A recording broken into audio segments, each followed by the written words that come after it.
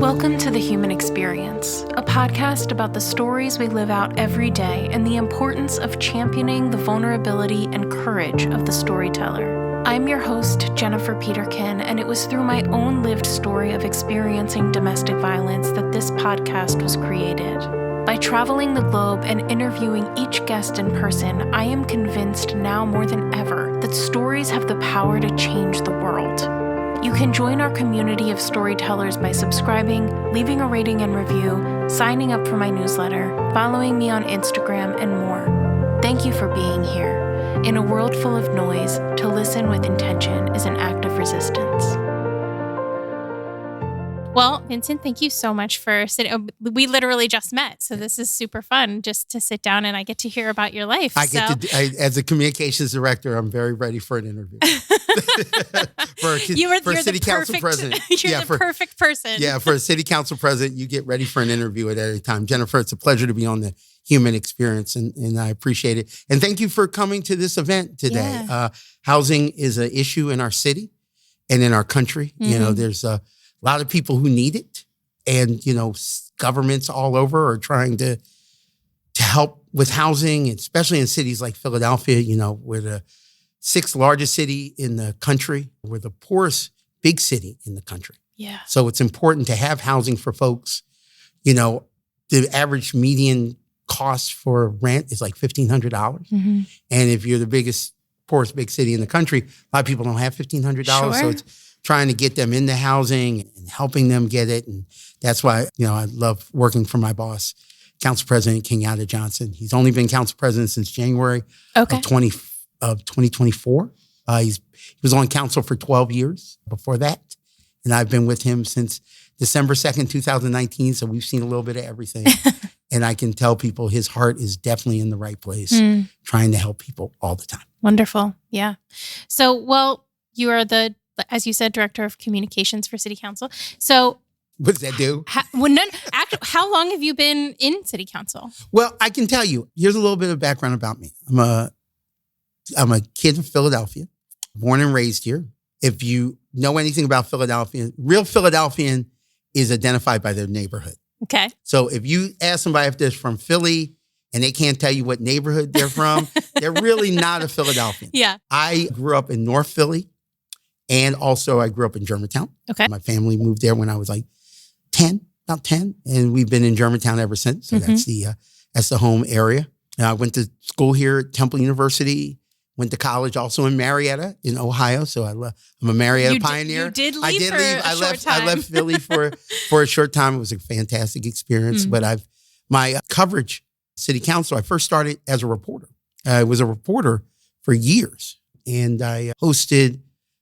Philadelphia is one of the few cities in the country that has a radio show around City Council. It actually gets broadcast live on the radio. So if you're ever listening on the radio, I can't do the radio station here. I don't know what the podcast rule is. So I will prefer on that. Please do. Okay. Yeah, please do. There's a station in Philadelphia called WURD. It's 900 AM, 96.1 FM if you're in Philly. If you're listening to this podcast anywhere in the world, it's WU like in university, R like in Robert, D like in David, radio, all one word, .com. Click on at 10 a.m. Eastern time every Thursday between September to December and then January to June. So that's kind of our schedule in City Council. So January to June, we take a summer recess like most legislative places do, like your state houses, the state senate, are not meeting in the summer. And then we come back September to December, and you can listen to it live. City Council session lasts about 2 hours. And I always tell people it's a microcosm of the city. Yeah. Our public comment is probably some of the wildest that you'll ever hear, because I will say this, Philadelphians are not shy. No. We will tell you what we think. I always used to joke as a reporter covering council for years, if you can't get a quote in Philly, you really stink as a reporter, because people will tell you what they think. Yeah, and it's quiet. And they're not quiet. So I covered government for a long time. I covered city council for a long time. And then I was the chief of staff for one of the council members, the late council member, Juan Ramos. Then I left him to work for the school district in communications. I worked under two superintendents, Paul Vallis and the late Arlene Ackerman. Paul Vallis is now back in Chicago. He was a Chicago superintendent, but his family lives in Chicago. And then I had the opportunity to work for WURD. And I worked for about 8 years for them, doing any number of things, anchoring newscasts, hosting talk shows. And for 8 years, I was the host of the city council program. So I know a lot about council, the rules and regulations. And then Council President Johnson was then a district councilman in 2019. And he asked me if I would consider working for him.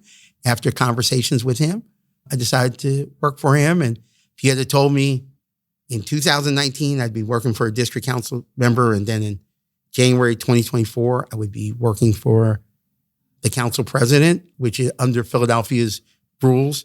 He's the second most powerful person in city government, only behind the mayor. If the mayor, unfortunately, can't serve anymore, he becomes the mayor. Okay. So it's a pretty busy job. Yeah, I guess pretty so. Pretty busy. But it sounds like a pretty busy career. So it's been fun. Yeah. I tell people, when I die, you don't need to cry. It's okay. It's been a full life. Listen, I live a dope life. I do dope stuff. I really do. That's awesome. I love it. Growing up in Philadelphia, did you think that you would be, did you have aspirations to be adjacent to government or politics, or was it? I was always interested in it. I was always fascinated by it. I was more adjacent to journalism. Okay. Right? I'll never forget, there was a teacher of mine in my Montessori school.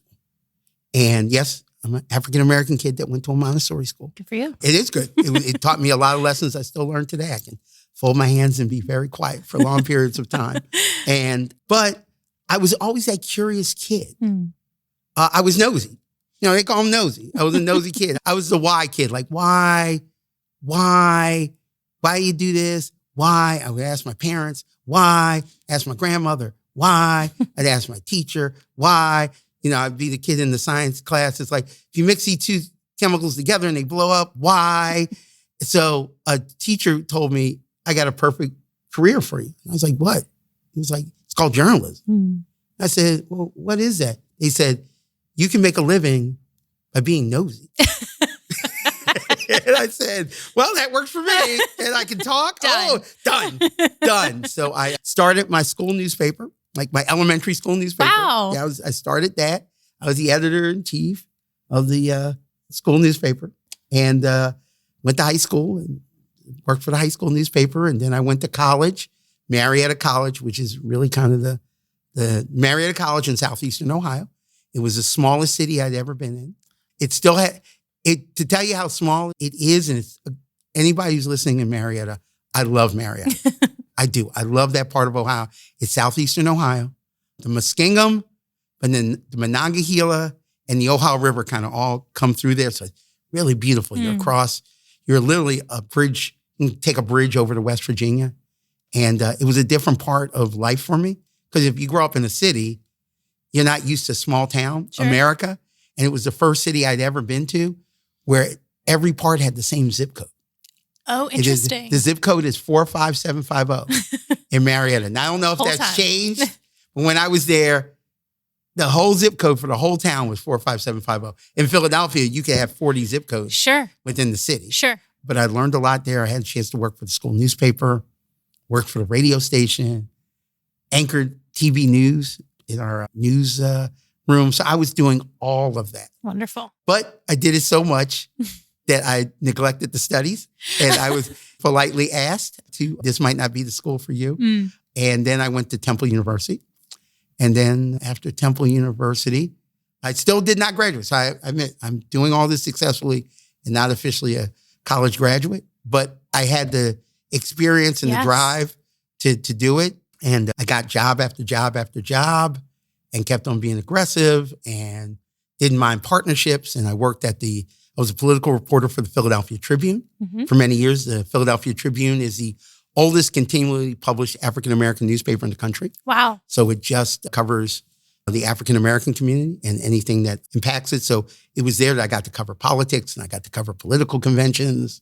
So I was there with Bill Clinton in Atlanta back in 1980. And my first political convention was a teenager with George Bush, the father.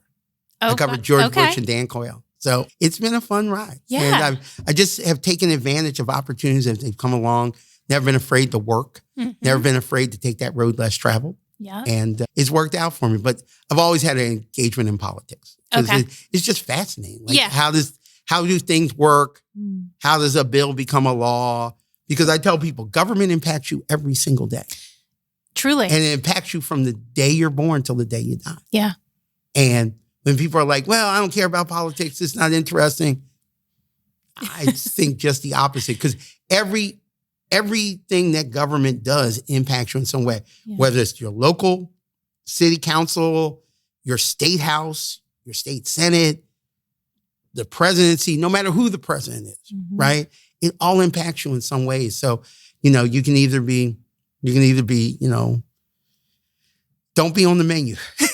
That's a good way of looking at it. Don't be on the menu, or don't be that person on the outside looking in. That's not good. No, it's not. And I think you're right. It's almost a willful ignorance at that point, because it truly does impact every facet of our lives. And I tell people some of it's real simple. I'm not saying that you have to be a scholar of politics, right? I'm not saying that you have to be like, but all I tell people, and really, I'll use a city for an example. Cities can be great if citizens just care about their house to their step, their step to their block, to their sidewalk, and then their sidewalk to their block.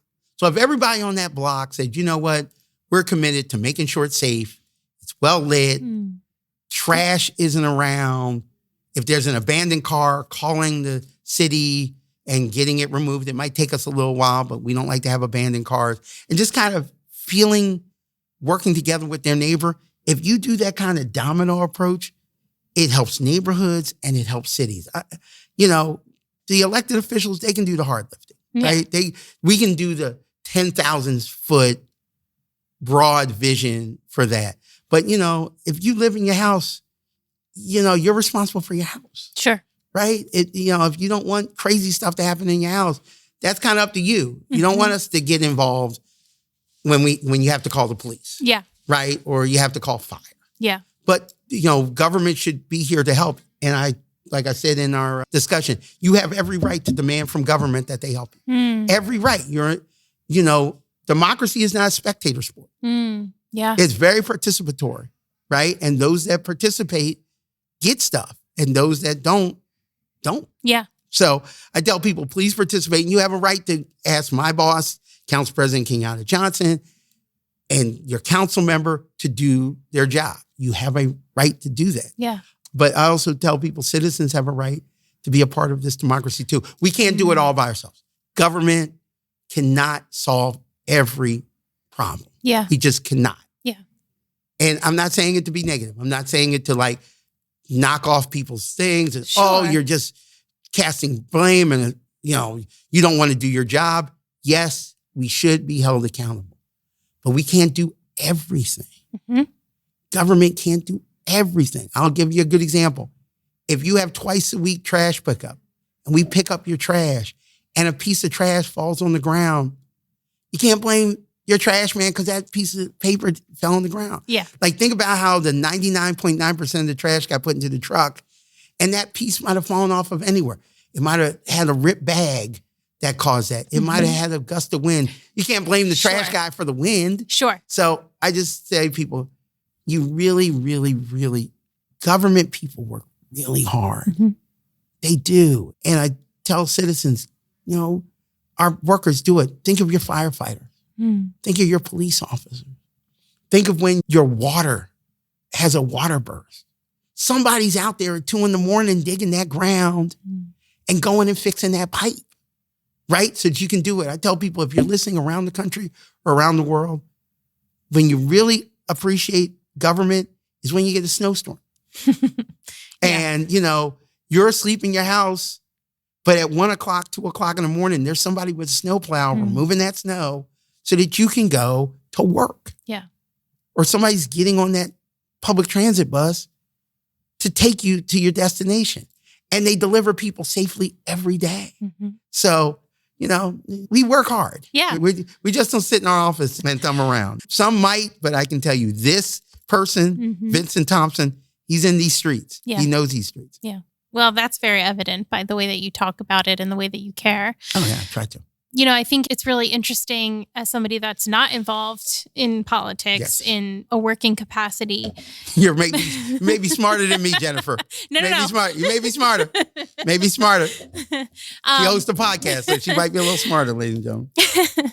I think the perception oftentimes is that the only politics that matter are the federal national politics, and that local and state politics, there's no real power there. And I think from especially what I'm hearing you saying is that's really where you have the most power to affect change. Oh, absolutely. So what would you tell to people who are unconvinced of their own importance in their local community? I will say this, and I've said this as a person who's covered politics, both national, local, and state. I understand why people like the federal elections. I tell people the presidential elections are sexy. They really are. Yeah. They're super sexy. I call them the Idris Elba of elections. Like they are. They're like, you see all the commercials and you read all the stuff. Whether you want to or not. Whether you want to or not. And you get literature in your mail. And, you see the anchors on television talking about, well, this is an important election. This state's been called and that state's been called. And it's a hype election. Mm-hmm. So, you see it on your television a lot. But let me tell you where the rubber meets the road, ladies and gentlemen. Your mayor, your council member, your state representative, your state house, your governor. Those are things that impact you daily. And we deal with all the impacts of the federal. So if the federal government cuts funding to a city, we have to adapt to that. Yeah. Right?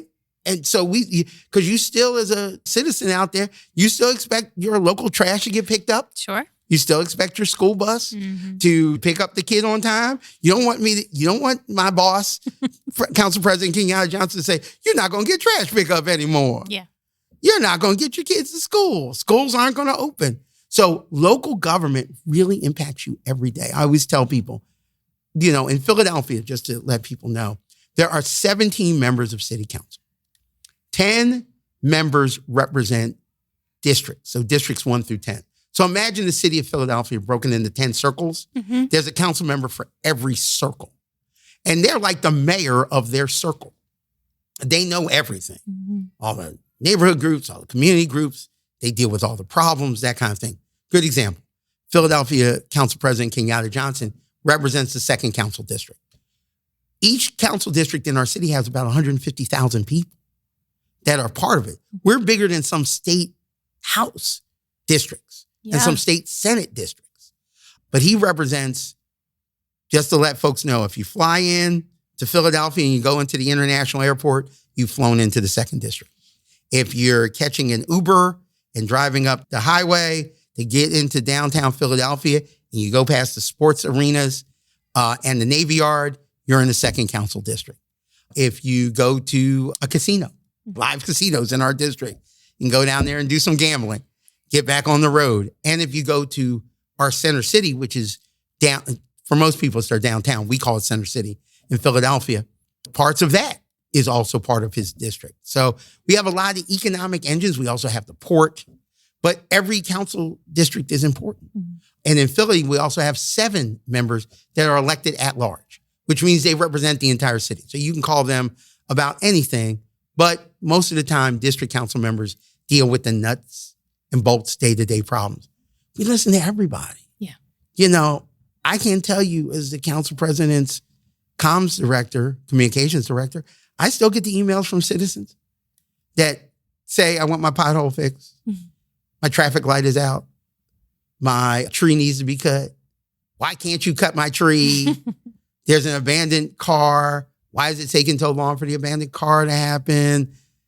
My playground and my rec center needs to be fixed. So we really deal with a lot of the day-to-day stuff. I tell people, if you see quality of life in the local level, it's probably from a council member, right? It probably is that man or woman advocating for that. So your kid can play in a park. Yeah. With a spray. We call them spray grounds here in Philadelphia, but they're basically playgrounds where water shoots out. Oh, yes. Yeah, they're called playgrounds. So a Philly kid doesn't have to go anywhere. he or she can just go to the playground and get cool from the water. Yeah. But people love them, Mm-hmm. right? People love the small stuff. So I always tell people, citizens, don't sleep on your local elected officials. Yeah. They are here for a reason, and they do a lot of the day-to-day grunt work that you don't understand. And I always tell people, here's a good way of understanding. If you ever have a constituent issue, here's a good way of understanding it for anybody listening out there. And I'm just going to use the United States. Yeah. All right. If the name of the agency that you're complaining about starts with your city's name, like the Philadelphia Sanitation Department, call your council member. Mm.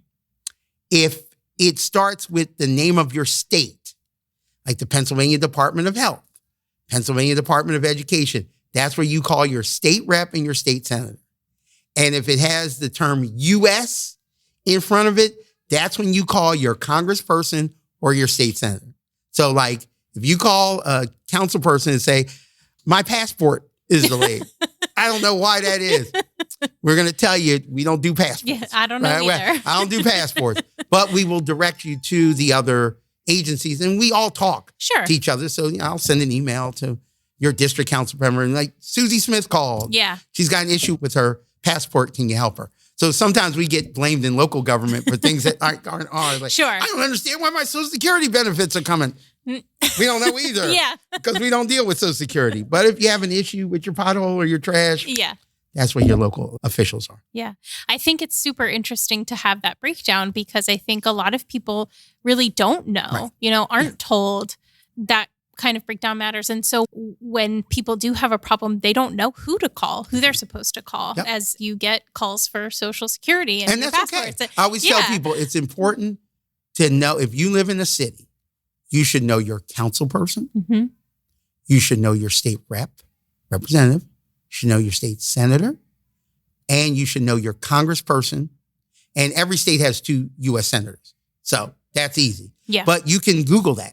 Yeah. And a lot of services now, you can just Google your address and it'll pop up and it'll tell you everybody and just write them down. Because when you call me and say, Vincent, I got an issue. Who's your district council person? Oh, and then I refer you to your district council person because we also respect those lines. Sure. Too, right? We respect them. If something's happening in Council President Johnson's 2nd district, even though he's a council president, he respects the district council people. So he would take that issue to them to start it first. Just like we would expect if a district council member got an issue that's in his district to let us know as well. Yeah. Yeah. I'd love to hear your opinion on and this is more on a national level, but I'm sure it drips into every facet, but there's such a... Now remember, I'm a comms director, so if you ask me too much, I may defer. Just letting you know right now. That's fine. No, if I say the word defer, then we'll just go to the next That's absolutely fine. There is no pressure to answer any question. But just in general, there's there's a lot of distrust of, and people just assume that, and you've kind of made mention of it a couple of times already, like, we're not doing nothing. People think we're doing nothing. We're not doing nothing. What do you think that stems from? I think people like to see stuff. We're I got to see it country. Like if you don't see it, you don't believe it. Yeah. It's like kids. If you tell them you're going to take them to the movies, better take them to the movies. Right? And I think a lot of times because local government, is not as fast as everybody wants us to be, people will think something isn't happening. And sometimes I tell people, give you a good example. They'll say an abandoned car. Let's say you call and there's an abandoned car in your block, right? Now, people will think, I've never seen that car move anywhere. It's got to be abandoned. Well, the police will go out there and we'll run the tags. Mm-hmm. And the tags will say it's not an abandoned, it's owned by somebody. Well, the person has a right to keep their car parked in front of their house and never use it. Yeah. We can't just tow it because you haven't seen them move. Just like if you have a car and you don't use it, you wouldn't want us to tow your car.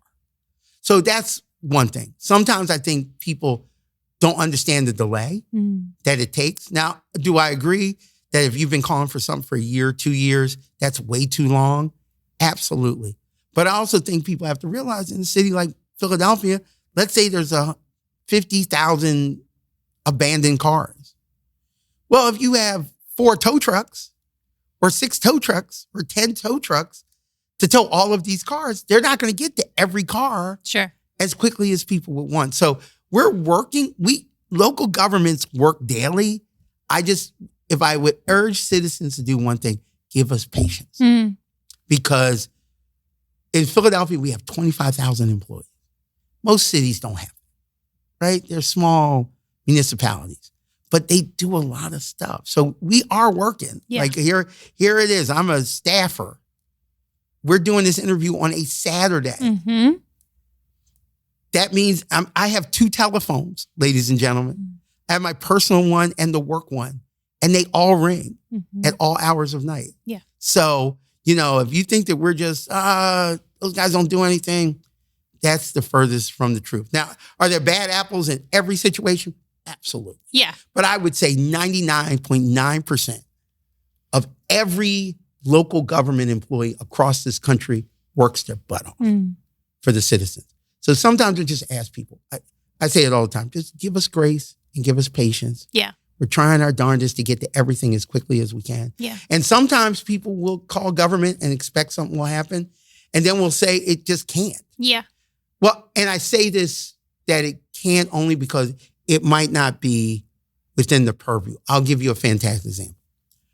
In Philadelphia, we got a lot of people who complain about overgrown trees. And that's probably the same thing if anybody's listening, right?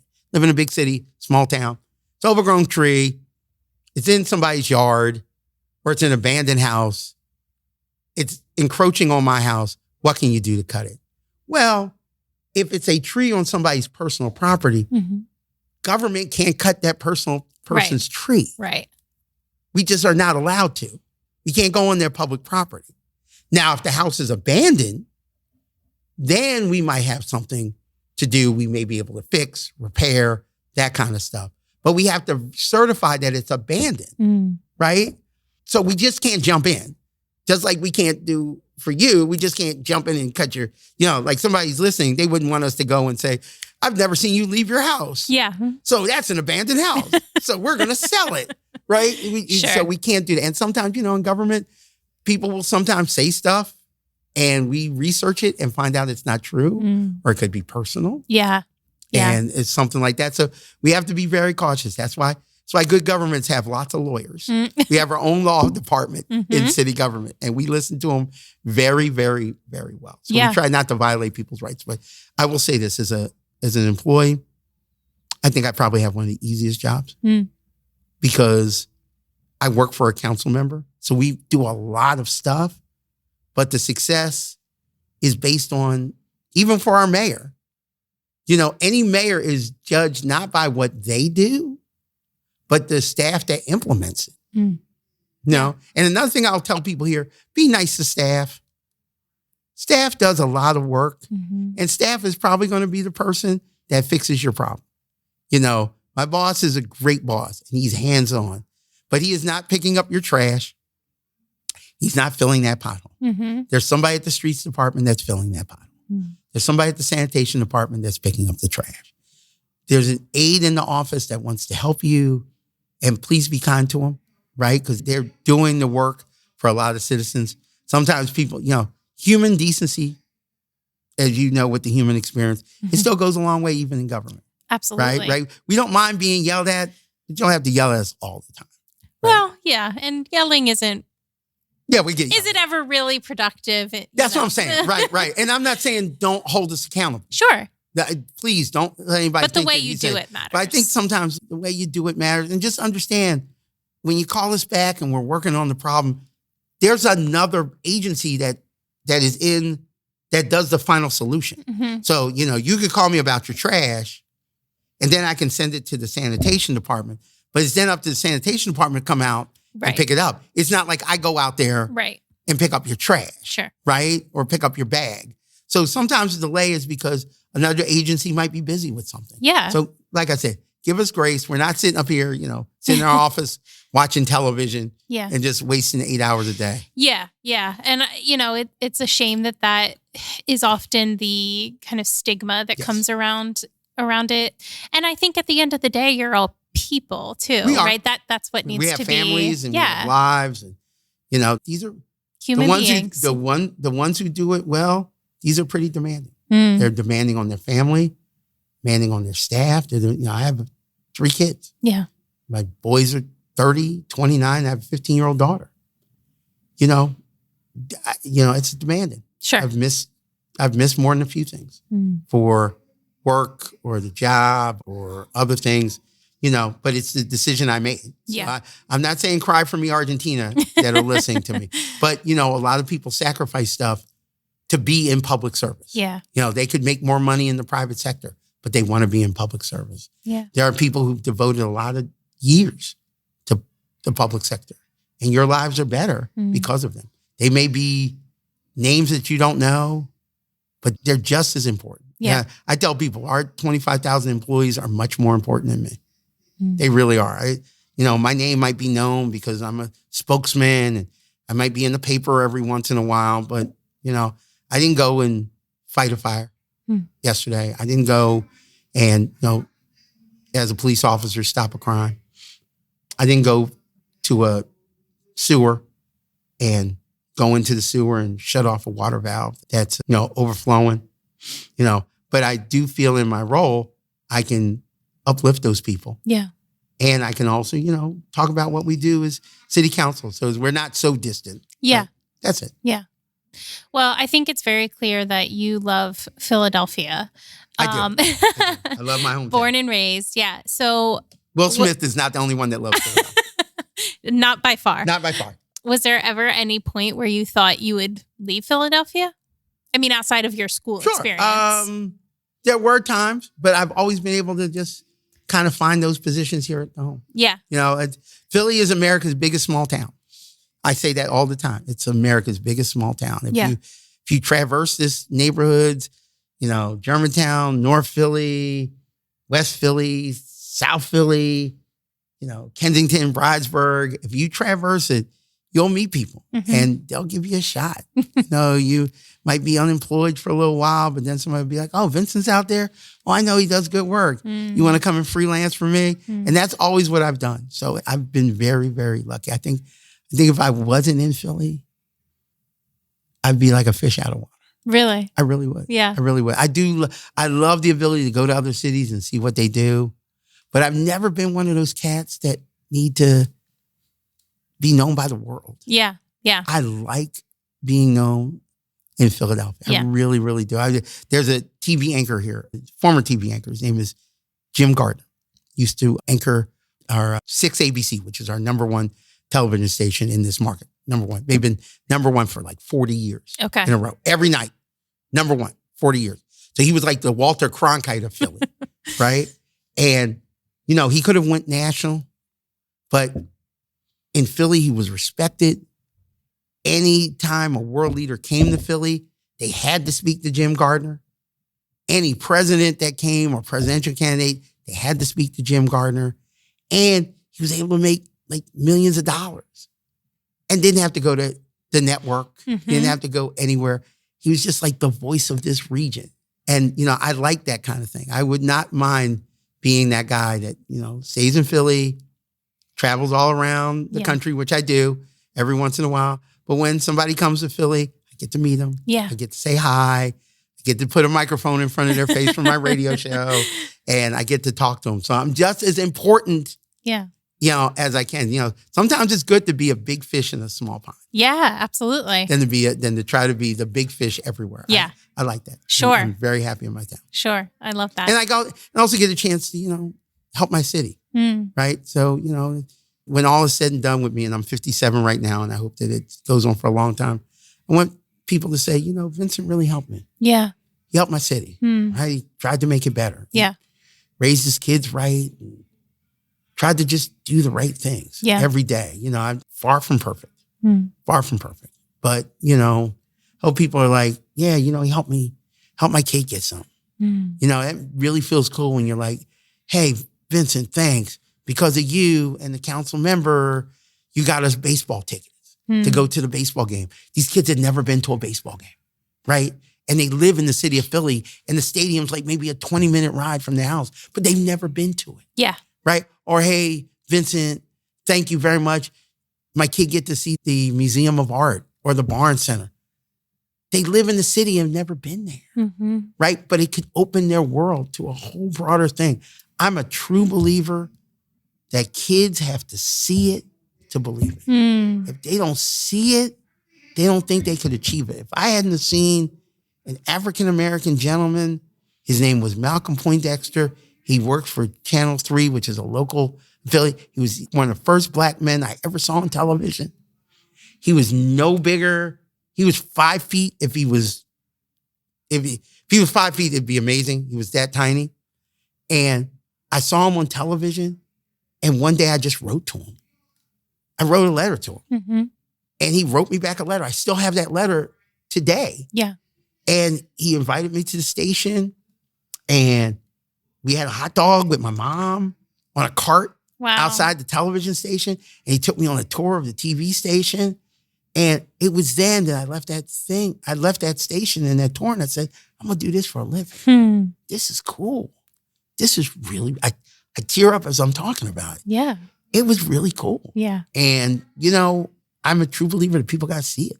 And, as an African-American gentleman, I'm a role model, right? I have no choice but to be a role model, right? So I got to be there for my city and I got to be there for my kids. So kids of all colors do good stuff. So that's what I hope my legacy is. I might not be glorified in the papers or, you might not read about my obituary in the New York Times, but I'd like to have people say, he really helped us. Yeah. Right? My life is better because Vincent was around. I love that. That is quite a legacy. I'm hoping. Yeah. I'm working every day. If you took a poll of my kids, they might not think that high. My polling centers with my kids might not be that high, but I'm hoping. That's up and down. I'm hoping polling numbers change daily. Yeah, exactly. Well, so Philadelphia is a pretty polarized city sometimes too, for folks that aren't from here, right? Yeah. So, but we're also a unified city too. And I will say this. We may be polarized in some ways, but we get very unified when we think that things have gone wrong, right? So like if we think that something you're talking about us incorrectly or you're treating somebody wrong, we are also one of the most compassionate cities I've ever been to, where we will just rally around people. I'll give a good example. If something happens on the TV news, somebody's lost their belongings in a fire, people who don't have as much as the person who did it will come and be like, here's some clothes. Yeah. Here's some food. I'll let you stay in my house. The unity for the Eagles winning the Super Bowl, we're going to talk about that forever. Oh, yes. We may lose it. We may not win another Super Bowl for 20 years, but you will never forget that Super Bowl. So we do come together in that way. So Absolutely. We're not, what is it? Philadelphia is not as bad as Philadelphians say it is sometimes, but you're hardest on the people you love. That's true. Right? That's true. That's true. You can't talk about, we can talk about ourselves. You can't talk about it. And for people that, what would you say if people are on the fence about visiting Philadelphia? They need to come. Yeah. We're a great city. We've got City Hall, which is one of the most beautiful city halls in the world. It knocks you out. Our city hall has been around since 1901. There's marble and glass and intricate designs all throughout the building. I would urge people to come to Philadelphia City Council chambers, making a selfish plug for our institution, and see the chandelier, a massive chandelier that we have in our caucus room. The caucus room is a room that council members meet before they go into the council chambers. About 300 seats in the council chambers. The chairs, the desk of the council members are over 100 years old. Wow. We have the council president's rostrum is amazing. It's really cool looking. And our city council chamber is a little bigger than the British House of Parliament. Okay. So it's a little bigger. It might look smaller on television, but it's a pretty big room. And when we have controversial things, that place can get packed with 300 people. Oh, I and believe it can rock sometimes. That place can rock. So you have not just tourism in our sound with the Liberty Bell and the Independence Hall and the Comcast Center, but if you visit City Hall under William Penn, big statue that you'll see at the top, he's the founder of Pennsylvania, everybody, the founder of our city. There's an observation deck right under his feet that if you go up there in the summertime, it's an incredible view of the city. I still think it's one of the best views of Philadelphia. But we also have a fantastic restaurant scene, and we have great neighborhoods and great people. So we're a gritty city. That's why we love Gritty as a mascot for the Flyers. I know guys that look like Gritty. I really do. When I saw him, I was like, I know that guy. I went to high school with him, but not in the orange fur, but somebody with shape like Gritty. Yeah. But we're a really cool town. And I tell people, you can visit, you can come up and visit, Washington, D.C. and take a train ride up to us and visit Philly. And then if you want to go to the beach, you're 2 hours away from Atlantic City. Yeah. And you can come, and then you can come to Philly, go to Valley Forge, because you're within driving distance of that. Where I think I remember, like, Philadelphia is something like 3 or 4 hours away from most of America's population centers. Yeah. Something like that. So it's an easy come to. We're a great town. It is. There's an old tourism thing. Philadelphia, get to know us. Once you get to know us, you'll never want to say goodbye. It was an old tourism jingle, and I tell people all the time, come on, you'll like. We're more than just cheesesteaks and pizza and soft pretzels, but cheesesteaks are awesome. Yes, hoagies are awesome, and soft pretzels are awesome. What's your cheesesteak place? Or is that a secret? No, it's not secret. No, it's not secret. But I'm not going to alienate anybody because I am the spokesman for the city council. But I will tell people, if you come to Philly and you want to have an authentic cheesesteak, go to any pizzeria in any neighborhood. And also, you can go to any food cart. Downtown, we have a lot of food carts in Philadelphia, so you can get food on the street. If you ask for a cheesesteak or on a food cart, it'll be as good as anyone you've ever had. There's some of the touristy places that are overhyped. Yeah. But I say you can get if they can't make a good cheesesteak, they shouldn't be in business. Yeah. Yeah. But your trucks can make a good one. So I'm not going to name one. That's well played. Fair. Well played. We're not going to do that. Well played. But yeah, I will not do that. And I will not talk about my favorite hoagie place. I will not talk about my favorite water ice place. I do have one, but I'd have to take you there privately. Okay. And but we do love our snacks. If you come to Philly and you can't get a bite to eat, something's wrong. Yeah. Something's wrong. Yeah. And our vegan options have gone up a lot. I'm not a vegan. Yeah. But my vegan friends say they have. Interesting. I'm a meat and cheese guy. I'm a meat and cheese guy. That's good. Meat and cheese guy. I tell people, if you cut me, I bleed the cheese. That's how Philly I am. I believe it. After everything you've said, that sounds pretty true. So, well, I do have one question that I ask all of my guests at the end of each episode, which is through the lens of your experience. Wow, I've made an episode. That's awesome. Yes. Okay. Yes. Through the lens of your experience, what does compassion mean to you? Compassion means being human, right? Like just feeling what it's like to be in somebody else's shoes, not quickly judging. Walt Whitman had a quote, be curious, not judgmental, right? And I didn't really know about that until I saw it on, the TV show. God, I can't remember the name of the show. It's super popular. Oh, gosh. This is the part I wish I hadn't blanked out on. Ted Lasso. Oh, yes. It's Ted Lasso. Yes. It's a Ted Lasso. I heard that quote on Ted Lasso. And I had spent time in Camden where Walt Whitman lived until he died. And that's a really great kind of summary of things. Be curious, not judgmental. And I thought about that. I'm like, my whole life has been just being curious. Yeah. Of just about stuff. And then when you add being not judgmental, it should be easy to be compassionate. I tell somebody, we rush, we run, we rip, we race, and we do the things of life, right? If you're mom and dad, you're taking kids to school, right? You're driving, you're doing all this stuff. Now, I don't drive. I do public transit in Philadelphia. And there'll be homeless people that'll stop me, right? And, sometimes I'll be like, man, get away from me. I don't need to do it. But then I thought to myself, I said, you know what? I got $1 in my pocket. Let me give that guy $1. $1's not going to kill me. But it could really be helpful to that person. So I try to practice what I preach, right? I think having a young child helps me stay kind of grounded. Yeah. My daughter is very good at that. And I'm trying to teach her life lessons. Mm-hmm. But that's what compassion means to me. It's just trying to always remember to just stop and feel for people. Like just take a break, take a second and do it. Yeah. And if you feel like you're not doing that, especially in the jobs that I do, maybe just kind of taking a 15-minute break so that you don't say something like scurrilous or bad. And you just kind of just stay there and just kind of be in the moment. But that has become a very much a mantra for me. Be curious, not judgmental. And I would hope that more people do that because, no matter, and I'll get it back to government, no matter what you ask for from your governments, and you can ask for a lot, we can't break humans being good to humans are still going to go a long way. Yes. Yeah. Right? That's going to go a long, long way. And I really, really hope that people say, he can be a jerk sometimes. He can be an idiot.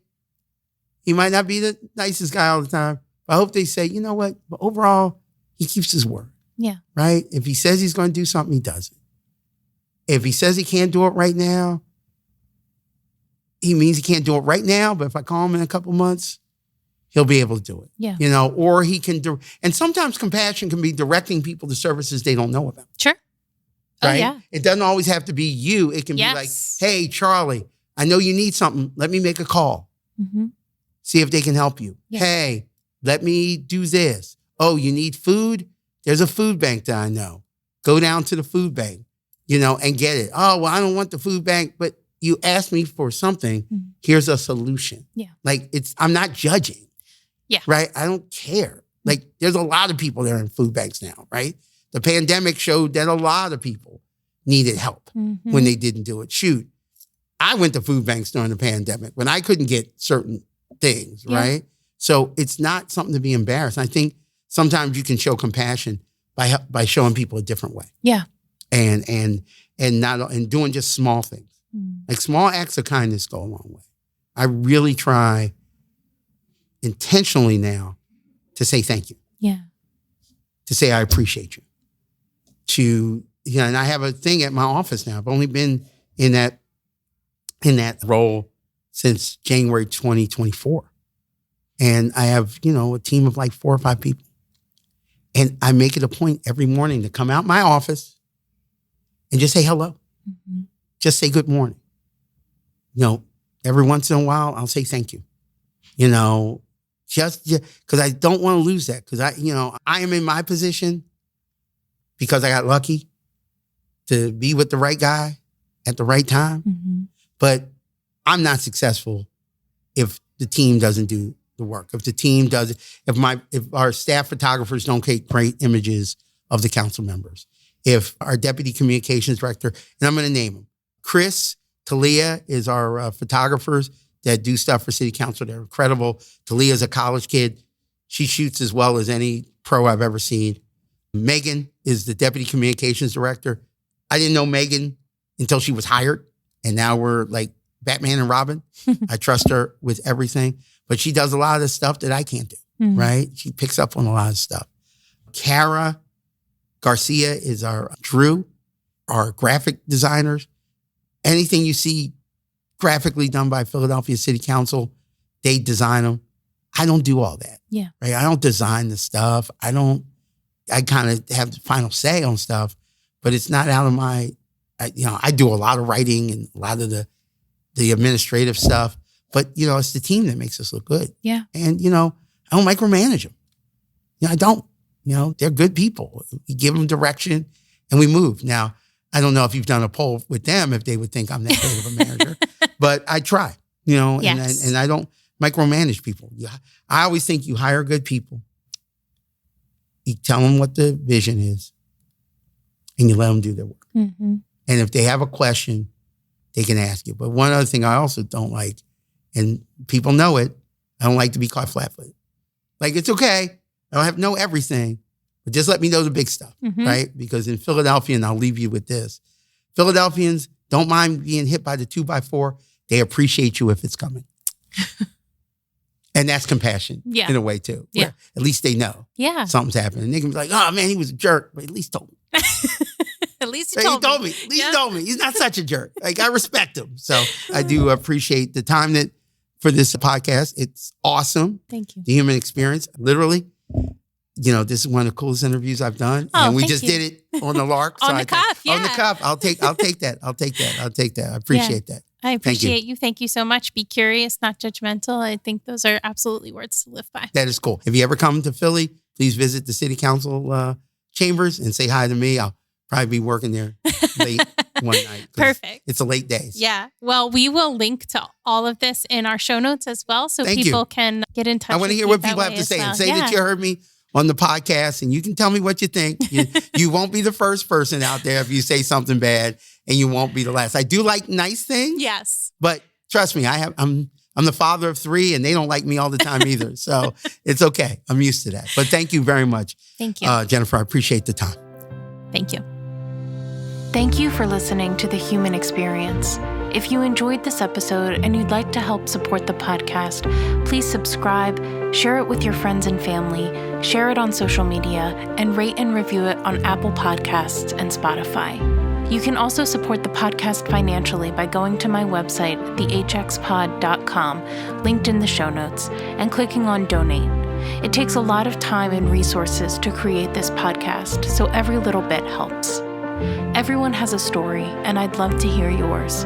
So be sure to check out the show notes for more information about how to stay in touch. Do good and love well.